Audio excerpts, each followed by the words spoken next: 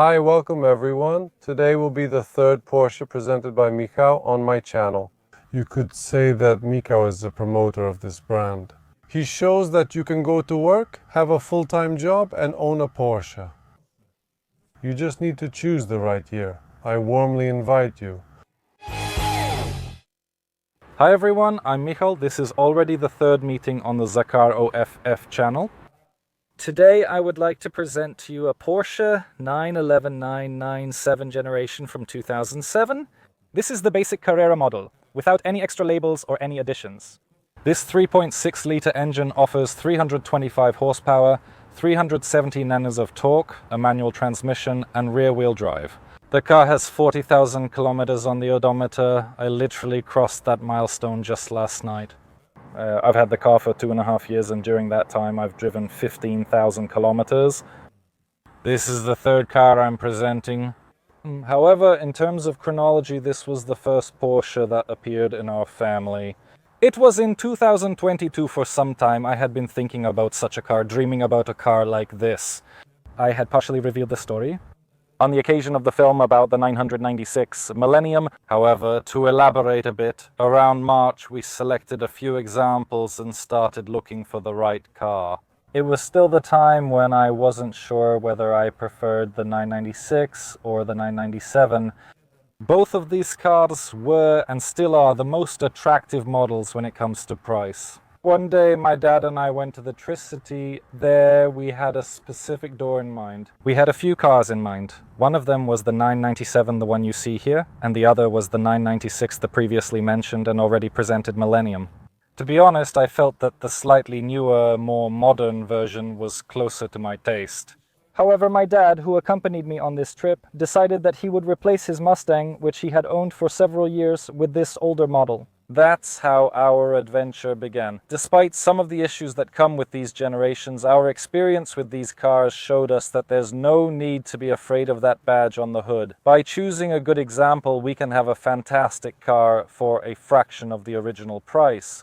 One that provides unforgettable driving experiences and lets us enter the world of truly sports cars, which, at least when they first hit the market, are obscenely expensive. This particular example was originally delivered to the American market, to sunny California. The owner enjoyed this car for 6 months. During that time, he had a fender bender, damaged the front bumper, the left fender and the headlight, and the car, with these damages, made its way to Poland through Florida. At that time, it had 4,600 miles on the odometer and spent the next several years in Warsaw with one owner, reaching a total mileage of 26,000 kilometers during that period. Then, for a year, the car ended up in the Tri-City area, where I bought it, and since then I've driven another several thousand kilometers. The first owner, during those few months of his short adventure, managed to replace the exhaust system. Here we have the entire system from Sharkworks, which I think is mainly known on the American market. Now listen to how it sounds.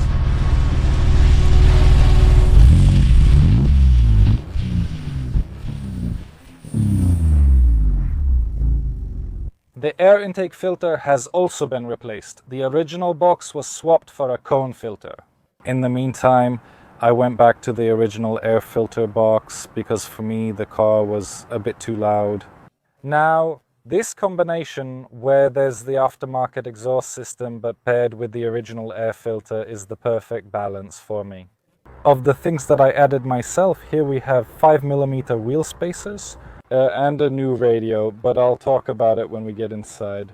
The relatively high mileage that has appeared on this car's odometer over the last 2 years is because from spring to autumn I try to use this car as my daily driver. In the winter, the car waits under a cover in the garage. However, when we stop using salt on the roads and the weather allows for driving on summer tires, I use this car just like any other. As I mentioned, this is the base model. Additionally, it's in a very basic version. The list of extra equipment is very short. The only things on the outside that you can notice here are the xenon headlights with washers. Red, basically colorful Porsche crests on the hub covers and photochromatic exterior mirrors. These are the only things on the outside that distinguish this car from the base version without any options. We'll find a few additional features inside. There we have power seats with memory, heated seats, and the Audio Bose sound system. It costs just under $80,000. If we look at the exchange rate tables from that time and realize that the dollar was around 3 zlotys or maybe even less, it really makes you think about the prices of those cars back then compared to today. Let's go under the hood, and in this case we have a trunk here. Honestly, I don't know how many liters it has, but for my needs, so far it's enough. Let's remember that theoretically the 911 is a 4-seater car. While it's hard to drive with passengers in the back seat, you can easily use it as extra space. On that side we have a cover under which you'll find the vehicle identification number stamped on the frame and access to the cabin filter. Here are 2 small compartments. If the car were better equipped, we would have a digital versatile disc drive for navigation discs there and a 6-disc changer for listening to music. An interesting fact is that due to the requirements of the American market, we have a handle for a potential kidnapping victim so they can get out of this huge trunk. I'll repeat myself, this is a very basic version, so the vast majority of the car is made of plastic. This is some kind of foam, something that's supposed to imitate leather, but it's definitely not leather. One thing I definitely wanted to point out about this interior is that we basically don't have any space for buttons here, they're just not there. No blank covers either. It turns out that a lot of panels came in countless different versions. Here we have one of the modifications I made to this car is an accessory, but it's a Porsche radio. The radio in Porsche has been called Porsche Communication Management for many years, which stands for Porsche Communication Management. And a few years ago, Porsche introduced something they call Porsche Classic Communication Management. They simply added the word classic. And these are radios dedicated to older models which modernize these cars and include CarPlay and navigation. As a result, when you're driving a relatively old car, we can enjoy and use fairly modern solutions. These radios can actually be installed. It was even in a 911 from the 70s moving down, we have the climate control panel. And here we have the first thing I mentioned at the beginning, which is that Porsche tried in this generation, at least that's my impression, to make sure there weren't too many blank covers instead of buttons. Because if you look closely here, in the first row we have 6 buttons. The outer ones are for heating the seats, and if we didn't select this option in the configurator, there would be a completely different panel that only has 4 buttons. One of the very emblematic features of this generation is the cup holders here, which open by simply touching them. At this point we have an unsightly view of the inside of this compartment. Porsche took care of that as well. We can close this center panel and on one hand enjoy the cup holders, and on the other hand we don't have to look at any plastic screws, various holders or hooks that are inside the car.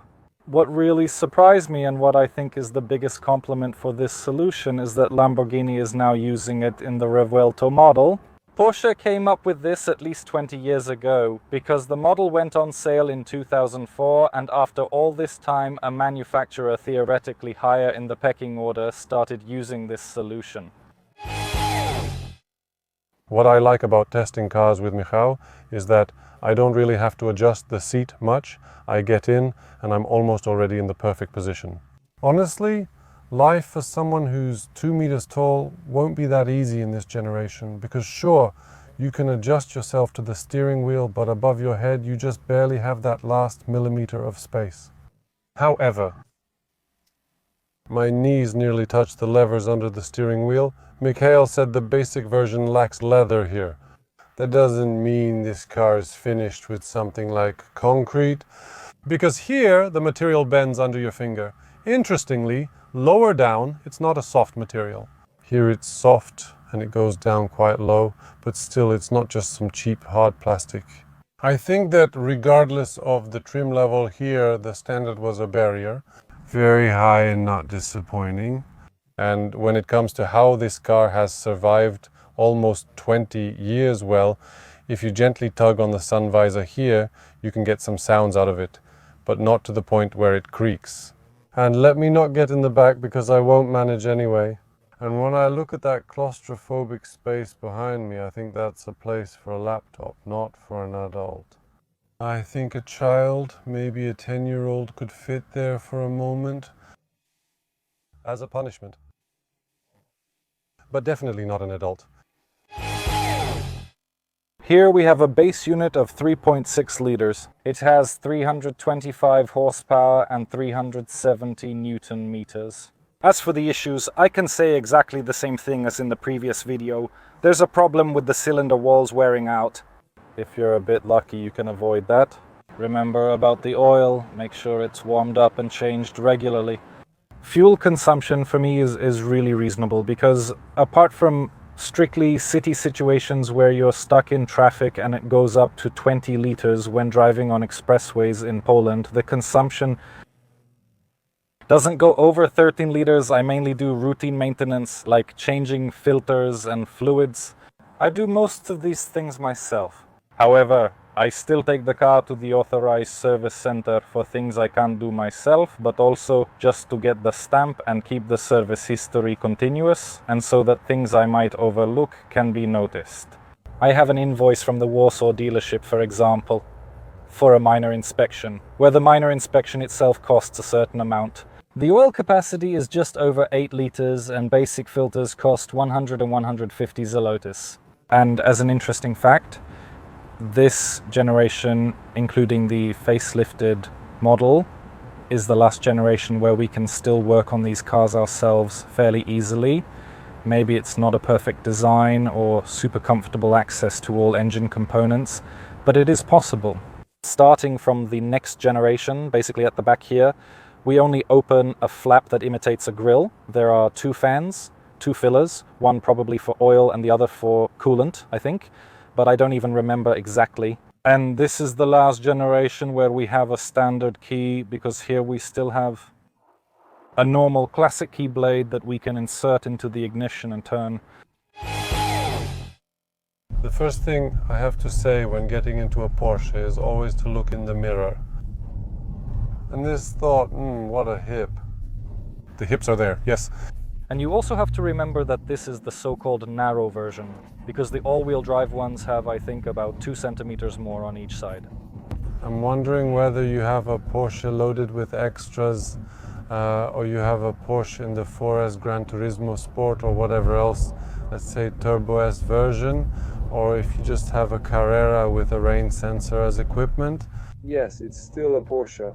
Like, from the outside, a guy shows up in a 911, and that's a much bigger leap compared to a diesel Passat than later going from a 911 with just a rain sensor to a 911 with full equipment. For most, a Porsche is simply a Porsche, and that's actually accurate. Even here, those very basic versions like this one, you still get a lot. It's incredibly stiff. It is. Here, if that sway bar was present, it would only make the suspension stiffer, it wouldn't soften it. It can't get any softer, that's how I would put it. However, the steering system is very precise in the sense that you can even feel those bumps through the steering wheel. When you're driving on an expressway and the asphalt texture changes, it's especially noticeable here. However, I will still defend this car in terms of its practicality, because if you decide to drive a sports car more or less every day, you should be aware of what that entails. And that means, well, it's going to be stiff, very precise, sharp, but in this version, which isn't lowered or doesn't have any even more hardcore solutions, you can easily drive over a curb. No fear entering an underground parking lot. It really can handle it. It's incredibly mechanical. When you change direction, you can feel exactly how much you need to turn the steering wheel. You can feel exactly how the car behaves even after a slight jerk. Maybe it's not like a go-kart that repeats everything one-to-one because there's some delay, but you just feel it from start to finish. Oh right, yeah, all those tracks and so on. That was the worst part I can say. It's really demanding to move around without thinking that you're driving a Porsche. You just want to get somewhere, and suddenly it turns out that you can't just change your position from point A to point B. You have to do it in a Porsche. It constantly reminds you of that. You can get used to it, and And of course, situations when you're driving on extremely bad roads aren't pleasant, but it's not that much of a struggle. When the road is empty, we'll do a quick left-right swerve here. That lane change test, we'll see, but from what I feel, it'll be just a formality for it. I also have to praise the gearbox. It's incredibly precise. In such a mechanical car, an automatic gearbox is too much of a simplification. This is the latest version because it changed after the facelift when the facelift for this generation was introduced. Here there's still Tiptronic, and this is the last moment in Porsche when in the 911S automatics are slower than manuals. Because then PDK came in. That's one of the reasons why the facelift version I feel is a bit more sought after than this one. Cabriolets with all-wheel drive with automatic transmissions. I think they're cheaper. These are cars more for cruising. However, when you buy a 911, well, cruising and just casual driving isn't what you expect from this car. That's why rear-wheel drive, manual. Another thing worth praising is the maneuverability of this car. We just made a U-turn, and in my opinion, it did that U-turn in less than 10 meters. What a city car in that regard, right? Yeah, you know, it's small. This is the last 911 before they really got bigger and gained a lot of those Gran Turismo car features, because it was only with the 991 that things like the wheelbase and so on really changed, and so on. It just changed a lot. This road 50 kilometers per hour. Next one. That's cool. He dove really deep, entered that left turn very smoothly and with a lot of spring. I think he even slid a little. That's my impression. There was a slight sound of a squealing tire, but I think it held up. He just followed the instruction. 1, 2, let's keep going. He leaned slightly on the turn. Nothing bad was happening with the steering wheel. The soldier just followed the order. Hi car! It will probably never be in this collector's configuration. This will be the kind of car to enjoy rather than something that will gain a lot of value. Those who are actually looking for a car to keep under a cover will be looking for well-equipped versions, usually the more top-end ones. Turbo, Gran Turismo 3 Rally Sport. And these base models, after all, I think remain for people who want to enter this world and want to enjoy the fact that they've entered it. For someone who works a regular job, has some dreams, has a certain amount of money, of course they need to have it, but they don't have an unlimited amount.